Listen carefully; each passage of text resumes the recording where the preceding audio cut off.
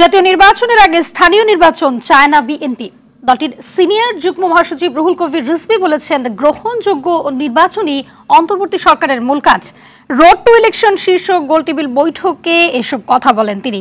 আশিকুল আলম জানাচ্ছেন এর বিস্তারিত। রাজধানীর আগারগাঁওয়ে বাংলাদেশ স্থপতি ইনস্টিটিউটের উদ্যোগে আয়োজন করা হয় রোড টু ইলেকশন শীর্ষক গোলটেবিল বৈঠক।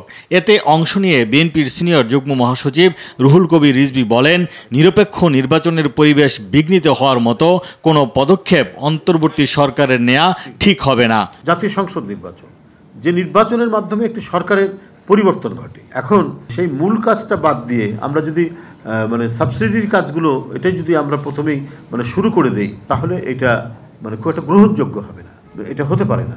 পূর্বের অনেকে উদাহরণ দেয়, পূর্বের উদাহরণ আর ডক্টর ইউনূস সাহেবের এই সরকারের উদাহরণ তো এক হওয়ার কথা না। এটা তো একটা বিপ্লবের ফলে জনসমর্থিত সরকার। এই সরকারকে নিশ্চিত করতে হবে একটা অবাধ সুষ্ঠু নির্বাচন, পার্লামেন্টারি নির্বাচন, যেটা জনগণ দীর্ঘদিন ধরে যে নির্বাচনে ভোট দিতে পারেনি, সেই আস্থাটা ফিরিয়ে দিতে হবে। শেরেবাংলা নগরে চাঁদপুর জেলা বিএনপির উপদেষ্টা আজম খানের দেশে ফেরা উপলক্ষে শহীদ প্রেসিডেন্ট জিয়াউর রহমানের সমাধিতে শ্রদ্ধা জানান দলীয় নেতাকর্মীরা। এ সময় বিএনপি চেয়ারপারসনের উপদেষ্টা আব্দুস সালাম বলেন, দেশবিরোধী সব ষড়যন্ত্র রুখে দেবে জনগণ। সেই ভোটের অধিকারের জন্য আমাদেরকে সোচ্চার থাকতে হবে।